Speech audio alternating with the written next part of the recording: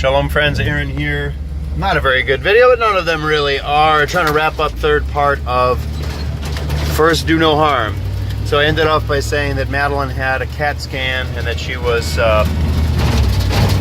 being held down until she passed out, screaming for me to help her while they made me stay out of the room. All right, so the results of that CAT scan were fine. They showed no problems. And then, you know, the rest of that day was pretty much the same. So that was Saturday morning. She still was very combative, still fought with people. She did use words now, but she was not responding to questions, or if you told her to do something, asked her to squeeze your hand, whatever, she would not do it. Later on that day, she also had an MRI. Now for the MRI, since she would have to hold still for a longer period of time, and they wouldn't be able to hold her down until she passed out, they gave her a sedative. At that point, I called my dad and spoke to my dad. Now my dad lives over 1,000 miles away, and I don't see my dad nearly as much as I'd like to. And my dad also didn't get an opportunity in that 15-minute conversation to share any wisdom, offer any comfort or encouraging, because I was really just kind of unloading how I felt, my emotions. But I couldn't really express adequately enough just how much I needed that, to have a safe place, a safe person to talk to, and know that I wasn't going to feel any condemnation, and that, you know, my dad, I could, even if he didn't have much to say, didn't get an opportunity to say much, I could feel his compassion and understanding, and also know that he would be praying for us, and pass that along to my mom, so my mom could also be praying for us. So I really needed that. But I talked to my dad while I was waiting for her, once she got out of the MRI room and was in like surgical recovery or something, waking up from the sedative. So when they let me go see her, I got up and went with my dad, and we walked her back up to the room, and just pretty much the same stuff. So lots of questions still all the time about diet, nutrition, water, blah, blah, blah. Still having to go out and use a bathroom instead of being able to use a bathroom in the PICU. And I had gotten that day, that Saturday, a sitter, and I was told about this service that they had, and not an employee from the hospital, but a person who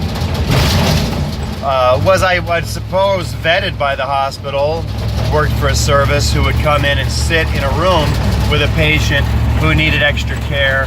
Maybe like if they went to the pediatric intensive care, they'd be there because the parent couldn't be there all the time, keep an eye on the child, or help the parent if the parent needed help or something like that. So the only reason that this was even brought up was because I mentioned to one of the nurses how I have to call a nurse to stand in the room every time I go use the restroom.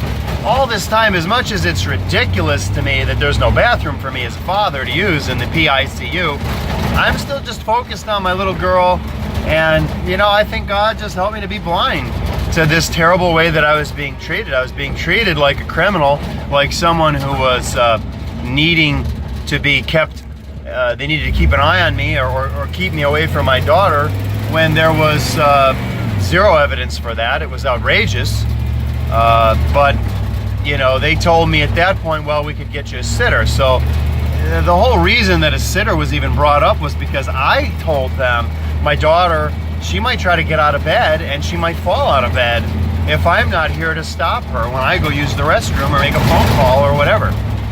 So I had a sitter that day, and the sitters would come at 7 a.m. and stay till 7 p.m. and then a new sitter would come at 7 p.m. and stay till 7 a.m. Now I didn't really ask much from the sitter.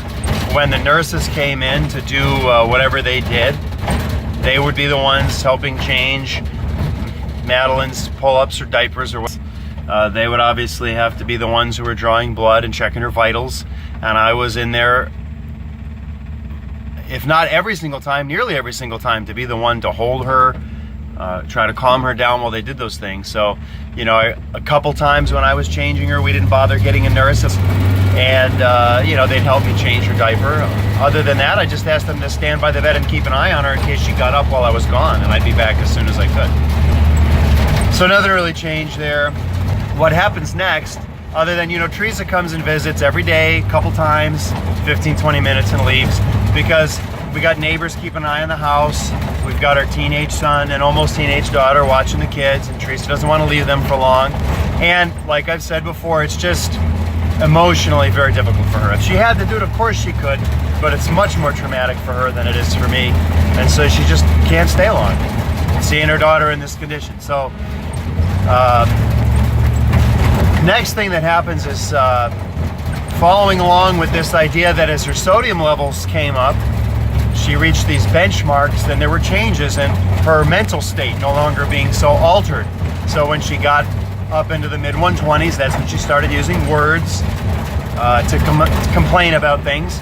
And now at about 3 a.m. Sunday mornings, they came in to check her vitals, and she woke up, Madeline did, and she looked at me, and I could tell that she was looking me in the eyes. And I always said, but this was one of the most beautiful moments that I've ever experienced in my entire life. And as long as I live, this will be a moment that I recall as being something that was just incredible.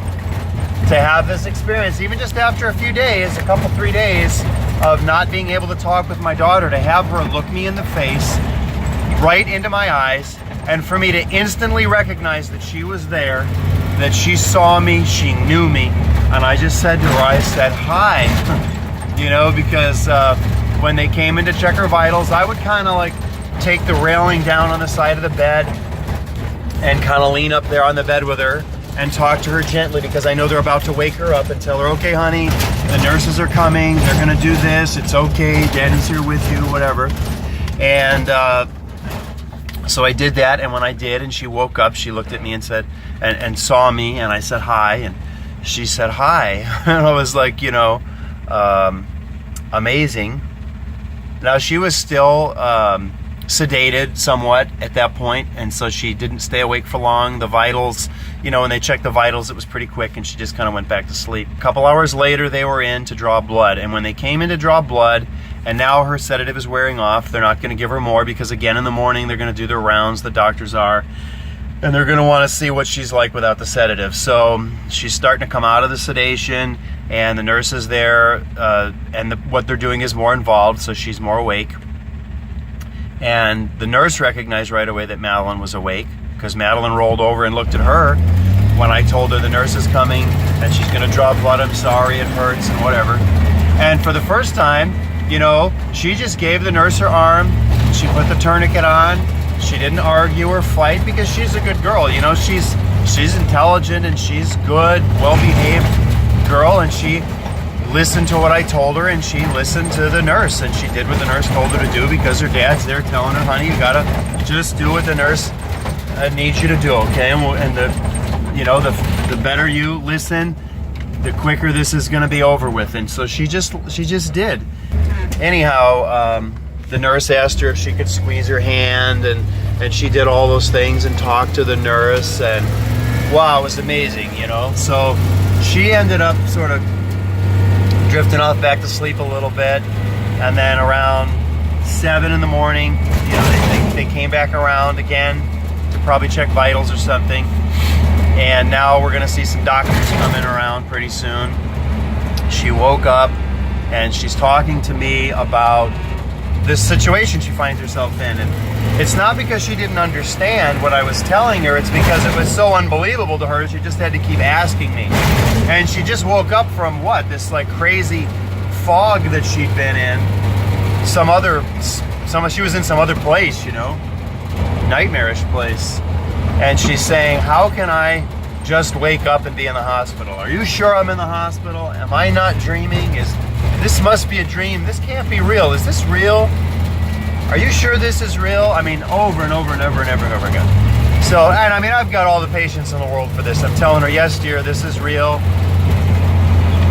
So she Now, I've been praying for this, you know, we've been praying for her to wake up to herself in this way, and it's beautiful. But I didn't realize how hard it was going to get because, you know, about 9 o'clock in the morning, she's gotten to the point where she's not just asking me questions. She had begun at 7:30, 8 o'clock in the morning, whatever, asking me about getting some water because she's thirsty. And now she's not dehydrated because they've been giving her IV fluids, but she hasn't had anything to drink. She's not had anything in her mouth since middle of Friday. And she's just a little girl, you know. I could tell her she's not dehydrated and that she's got IV fluids, but she's thirsty. And she's worried about being thirsty, and she's got this terrible headache, which at this point, I'm not entirely sure they did this to her. You got to understand where I'm at. I know now that the lumbar puncture is the reason she had this terrible headache, and it was in the back of her head.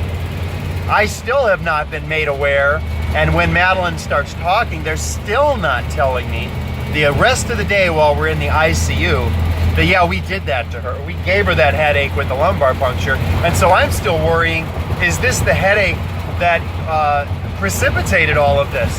When she went to tell her mom she had a headache, is this just a continuation of that? So, you know, when I'm talking about it now, I've got some clarity. At that point, I've got no idea what's going on. Is she gonna continue to have problems?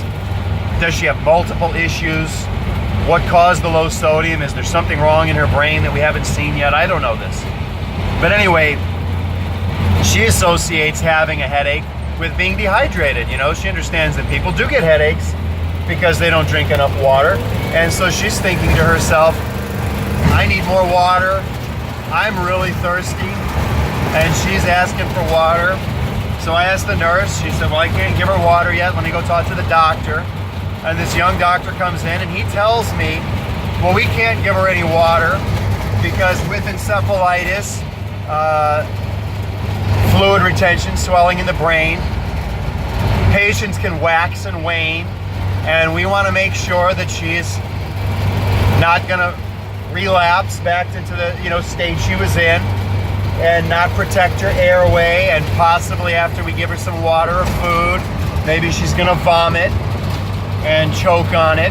This is what he's telling me. Now, that's so stupid, okay? I mean, it's ridiculous because at no point, and I was told this by the doctors when they were evaluating her from the very beginning, at no point was Madeline not protecting her airway. They gave her what they would call a coma number. Everybody's got a coma number. Like, if you're 14, you're fine. If you're 0, you're dead, I guess, you know? And that she was around an 11 or 12 at her worst.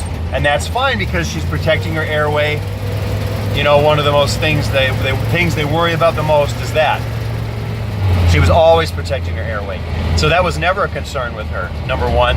Number two, they did this lumbar puncture. They had gotten back almost all of the labs that they wanted to look for virus. They knew she didn't have meningitis. They knew that she didn't have almost every virus that she could have that they would look for. They knew that she had no T cells in her spinal fluid. They did an MRI, and they said that if she had a viral infection in her brain, that it would show up like fluorescent green on the MRI. So nothing pointed to that. Everything showed that she didn't have encephalitis. And she had these two benchmark events from her being at this dangerously low sodium level of 119. She got into the 120s. She starts using words. She gets into the 130s, which is where she was Sunday morning when she woke up, essentially, and started communicating again. And she was near normal. And so we know all of these things, and still they won't give her any freaking water. Now, I gotta tell you, before this, I had never in my life heard anybody beg for anything, but my little girl is begging me for water. From like 7:30, 8 o'clock in the morning, she starts asking. By 9 o'clock, she's literally begging to the point where I'm going out and begging the nurse. Now, thank you, nurse, because she got these little spongy swabs with straws on them and kind of cleaned out her mouth and let her suck the little bit of water out of the cup, and maybe even gave her a little more than she should have. He came and talked to me, then she called him, and then he didn't come to see me the second time when I was asking her, and she brought in the swabs. And then the third time, when I told her she's really begging, I was begging her. And so he comes and he acted like I really put him out. And he told me, no, they're not gonna let her have any water. Well, the nurse came with more swabs, a little bit more water, and then even brought some ice. And I don't know if she was even supposed to do that, but she did.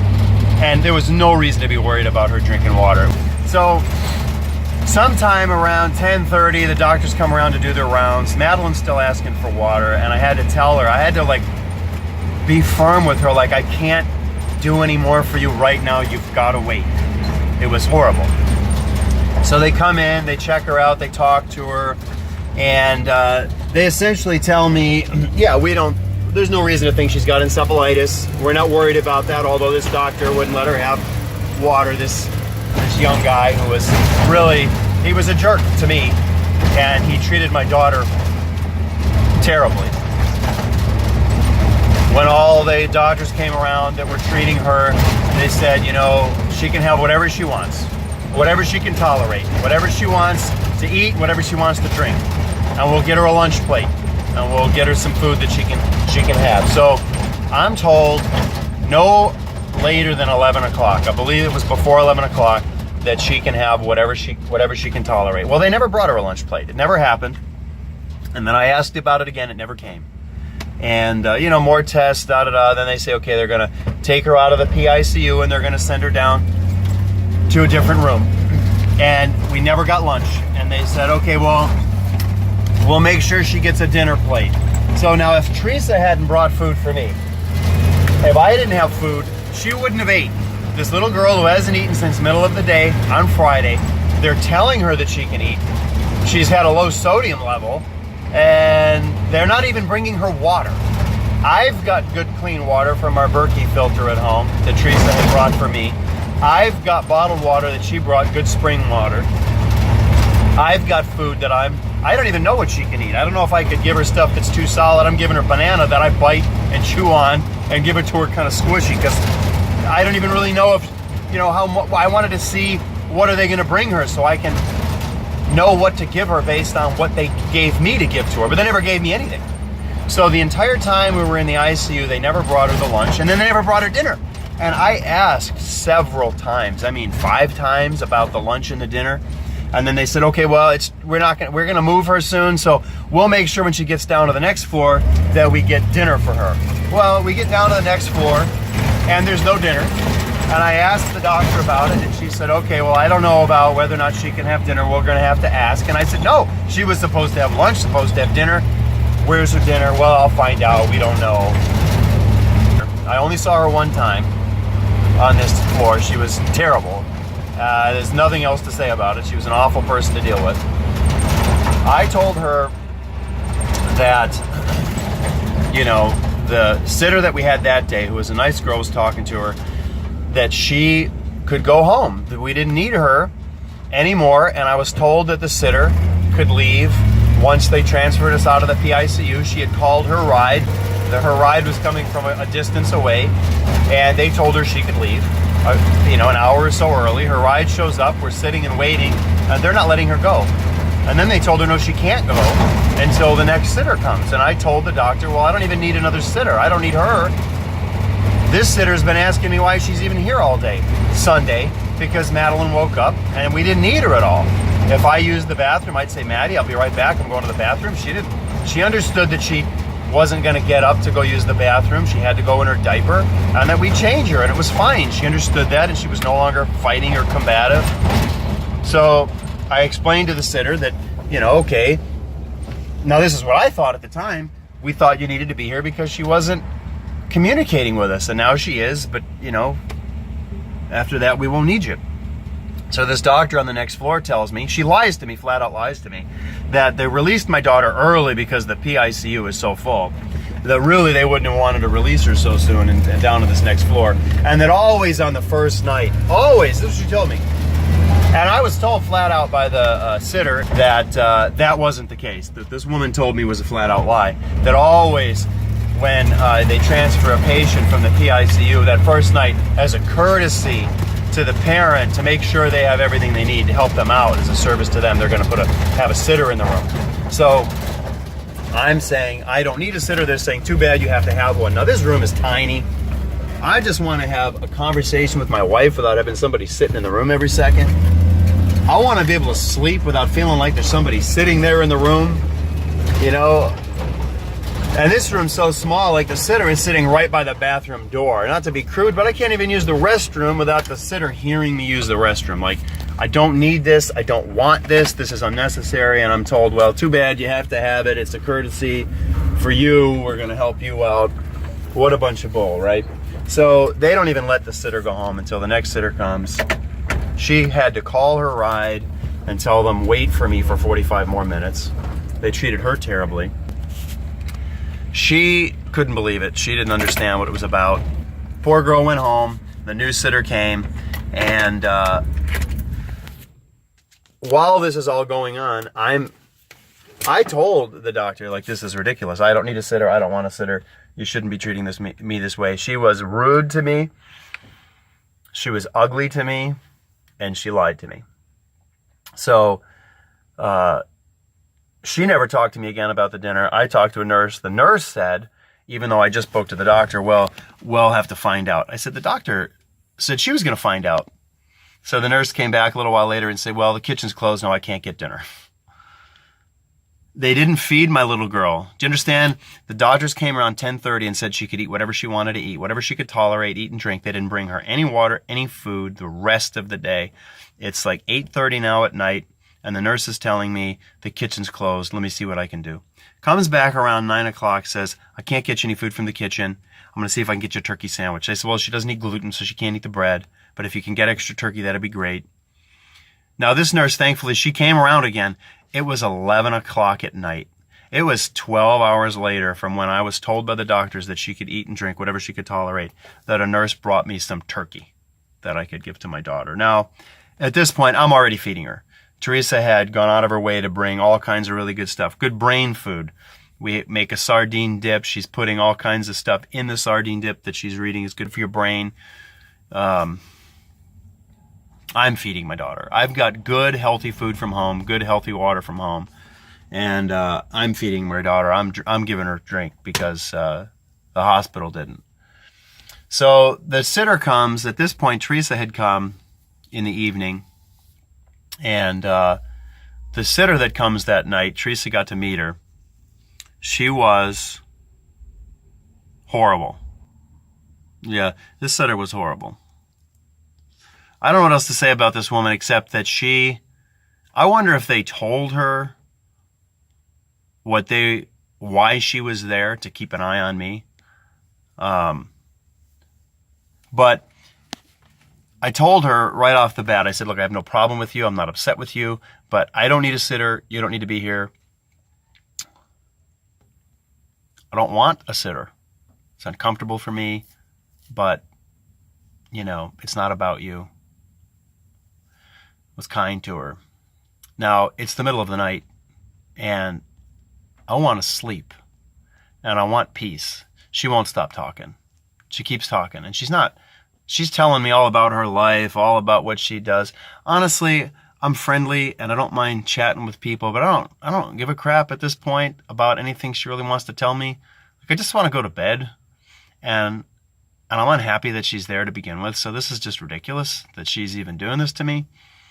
But worse than that, I let her know that I don't need her help, right? I let her know that when my daughter needs to have her diaper changed, I'm going to change her diaper. I let her know that if she needs anything, I'll take care of it. It's a shame that she's even there, but she can relax. I'm not going to need her. She will not stop getting up out of her chair and trying to put her hands on my daughter and trying to get involved in helping with things. And she's calling the nurse's station to ask for things that I didn't want her to do. When the nurse would come in and ask, how's everything going, before I could even open my mouth to speak, she's talking to the nurse. That's not her place. And I tell you what, I had several sitters. I talked to all of them, and they said, no, our job is to sit here and be quiet unless you need something. And that the way that this woman acted was totally unacceptable. By the hospital policy, their policy for their companies that they worked for. And then the worst thing she did was basically just flat out lie to one of the nurses about how my daughter almost fell out of bed. And, I don't know, to validate her presence or something. Disgusts me when I think about it. So Madeline still got an IV in at this point, and she's awake now, and she understands that if she's just laying in the bed and she rolls around to get more comfortable to lay on a different side, that she might end up with her IV twisted around her. Because we were always untangling her when she was in the PICU, always untangling her before she woke up that Sunday. Now she's awake and she's realizing this, and she's figuring this problem out herself. And so when she would wake up and she'd be uncomfortable lying on one side, she'd get up onto her hands and knees, and she would look to see where the IV was running, so that she would know if she should turn this way or that way to make sure she didn't tangle up. Now, I'm lying on this bed as close to her little bed as I can get it, but the room's so small I can't really get it next to the bed, parallel like I was before. I got to put it sort of at an angle, more perpendicular, and lay down where my feet are closer to her so that I can see her, as opposed to having my head closer to her. And more than me being able to see her, the way the bed was, it had the arms of the chair up, and I wanted her, if she woke up, to be able to just look and see me, because closer than I was this stranger sitting across the room, and there's people coming in and all the time. So nurse comes in, and I wake up to the nurse opening the door, and there's this sitter standing by the bed, saying to the nurse before I even got a chance to say anything, "Oh, she almost fell out of the bed. It's a good thing I was here." And I was just mumbling under my breath, "You filthy liar, shut your mouth." When I woke up to the nurse coming in, I could see what Madeline was doing. She was just on her hands and knees, looking to see where the hose was running from the IV. The IV tube was running. Anyway, thank God she left in the morning. That was a relief. That was horrible. Even though Madeline's awake now, as far as how Madeline is doing, I'm having the best night, and it was still like maybe the worst night having this woman in there. So that morning, wow, they finally brought my daughter food. Monday morning, they finally bring her some food. And of course I have another sitter, and I'm saying, I was told that I only needed a sitter to be there the first night. Now I got another sitter. And I'm like, what in the world is there a sitter here for? Nobody gives me an answer. The sitter's like, I don't know why I'm here. They just told me to be here. Now I'm paying attention to something. I'm noticing that every time the sitter has to leave the room to make a phone call, use the restroom, go get lunch, she calls one of the technicians by the nurse's station to come, and that person comes and sits in the room or stands by the door the entire time the sitter's gone. Incredible. As much as this is where I'm certain that God helped me be blinded to this, because it wasn't time for me to be aware. I think this is freaking weird, right? Like now it's so obvious. It was irritating, and it was like this slow waking from my blindness to recognize what's going on. So just to get this out of the way, because this isn't the point of the story, we don't ultimately know why her sodium level dropped. What we did get was confirmation from the nutritionalists, from the doctors, with all of the tests that they've taken, that everything comes back. Her kidney function, everything we could test shows that she's in wonderful health. Like, she is so healthy. We wish all kids were this healthy. And in great detail, we went over with doctors and with a nutritionalist who was wonderful, what our children eat. And we have a great diet. You know, is it perfect? Of course not, but it's really good, and the kids eat really well. And no answer. You know, sort of some guessing and just hoping it's a one-off. It's a strange situation that'll never come up again, but no answer. And they weren't comfortable with that, but she's okay, and we don't know why it took place. So there's, so we're not going to talk about that stuff anymore, because her levels were back where they needed to be in terms of her sodium. Everything else kept testing positive. We were getting back the last couple viral tests that they were waiting to make sure, just to be 100% sure, even though they were 99.99% sure that she didn't have encephalitis. just getting back all the cultures. And at this point, I think that we could be really going home. But Madeline has this awful headache in the back of her head, so bad, it's completely debilitating. Worse than the worst migraine you can imagine. She can't even like sit up in the bed for more than like 5 minutes before it hurts so bad she's got to lie down. She tried to have me take her to the bathroom. She couldn't stand. And I tried one time to carry her to put her on the toilet to go pee. And her head hurt so bad she didn't want to even sit there to go pee. She wanted to go back in the bed, put the diaper on, and just pee in the diaper. That's how bad her headache is. They came around with this little art cart with all these little things that you could get that people donated. Got a crayons and a coloring book, and she wanted so badly just to be a regular kid and sit up and color. She sat up, got her crayons out, looked at the coloring page she wanted to color, and a couple minutes later, she got this horrible look on her face, so sad, devastated, because she just felt so bad she could not sit there to color, and she just laid back down again. Little moments like that were hard. Still, I don't know that it's 100% sure that they did this to her with the lumbar puncture. I'm still wondering, why does my daughter have this headache? This is still what I'm feeling at this point. I've got all these other frustrations. I've got a sitter that won't leave. I got doctors that are lying to me. It's still fresh in my mind that they didn't feed her for 12 hours after they said she could eat. And I'm worried that this is the headache that started all of this. Then I meet the pediatrician, who's going to be the person ultimately in charge of making the decision about whether or not my daughter goes home. And she's asking all these questions, and then she gets into this question about whether or not my daughter could possibly have been abused. And I'm telling her, no, I mean, there's no way. We don't leave her with anybody, anybody. We've got currently 2 people that we know that we would trust to be around our kids for a short period of time, and down here in Louisiana. And even with that being the case, that would only be if like our oldest daughter and oldest son, who's 13 years old, were there. No way leaving our 9-year-old daughter or anybody of that age or younger alone with somebody. Doesn't happen, never happens. And quite literally, the only person that I feel like, the only people I feel like I would trust with my kids are my parents, period. So the doctor knows that Teresa and the kids, because they asked us so many personal questions. Of course, they asked us about how big our family was. They knew we homeschooled. They're asking every question they could ask, just things that are not medically related. And of course, they've got their reasons for that, right? Invading our privacy, asking questions they don't need to ask. They know all of these things. So, and you answer the questions, They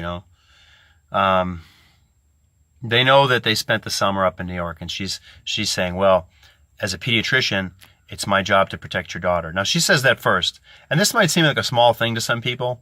To me, as a parent, if I'm going to talk to another parent about their child, let's say that for some reason their child is under my care for some time, if I have to talk to them about how I feel a need to protect their child, I'm going to first of all give them preeminence. I'm going to say something about them as a parent. Of course, your job is to take care of your child, but I also feel in this situation, whatever. No, she gives herself preeminence here. She says, as a pediatrician, it's my job to protect your daughter. And then she speaks to me in a condescending way, saying, of course, as a father, you want to protect your daughter.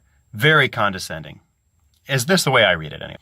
Now, I'm not angry with any of these people, okay? I mean, not even this horrible sitter. Not even the doctor who lied to me and was a jerk. Not even the young doctor who would not give my daughter any water. I prayed for all of these people. I've prayed for all of them. And I did my very best to treat every single one of them the way that I want to be treated. That's loving your enemies and praying for those who persecute you. I mean, but there's a fact to be spoken about with each of these situations about the way that people didn't handle themselves right. And that's not hatred or harsh judgment. That's just speaking the facts about the situation, but that's not personal. She spoke to me in a condescending way and then said, well, is there some way that your daughter could have been abused while she was in New York? This is what she's saying while she's thinking that I'm the abuser.